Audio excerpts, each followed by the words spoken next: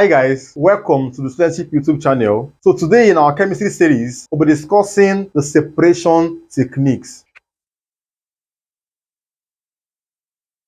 So these are techniques used to separate the different constituents of mixtures. Most mixtures, like you know, they are impure. So these techniques are employed to separate these mixtures into their various constituents. So we'll have a lot of them and we'll be discussing them extensively. So while you are here, please like this video, share to your friends, and also subscribe to this channel. So the number one technique I will discuss today is called sieving. This technique is used to separate solids of uneven sizes. So a particular medium called a sieve is used. So this mixture that are solid of uneven sizes are run through this sieve. So when you run this mixture of uneven sizes through a sieve, the solids that are of small size tends to pass through the pores of this sieve. So by so doing, you separate this mixture of different sizes. For example, you have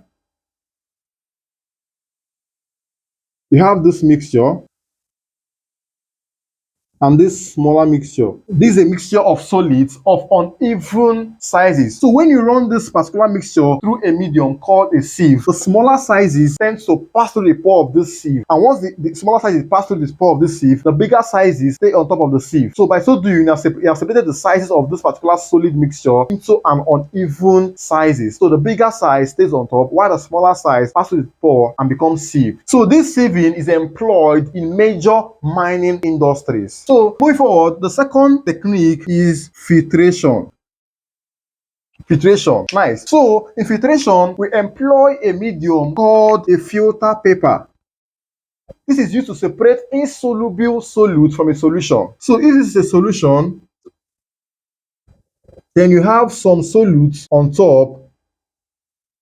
So these solutes that are on top, they are insoluble in this particular solution. If you want to separate the solutes from this solution, you bring a filter paper and you pour this solution onto the filter paper. So once you pour this solution onto the filter paper, these particular solutes, they will hang on the filter paper while this solution will run through the paper. So you have something like this.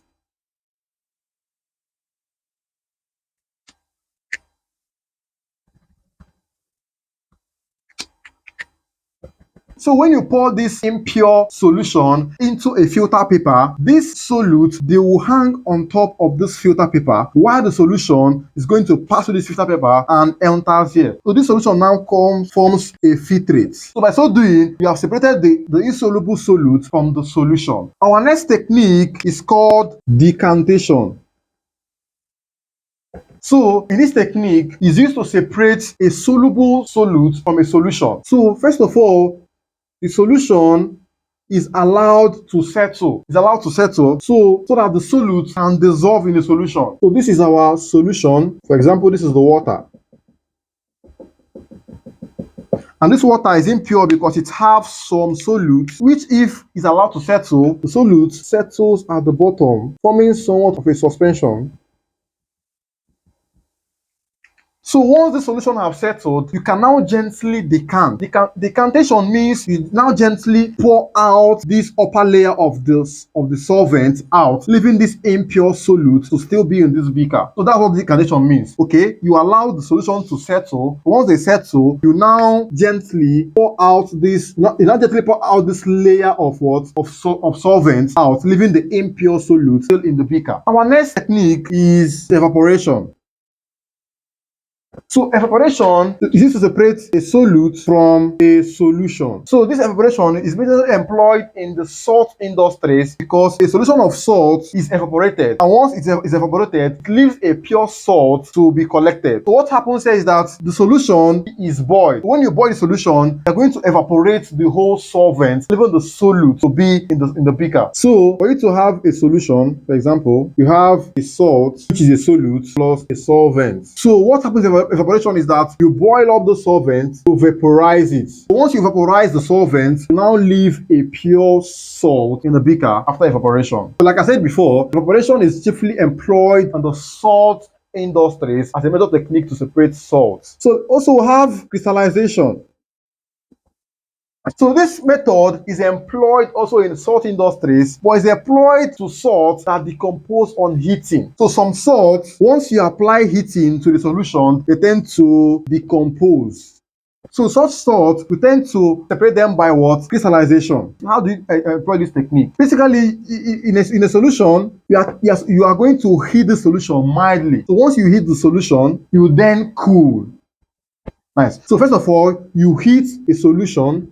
So once you heat the solution, you now cool the solution. So once you cool the solution, you're going to form a crystal salt. Crystal of that particular salt are going to form. Also, during cooling, if you want to induce this crystallization, if you want to signal this crystallization, you tend to put crystals of that particular salt.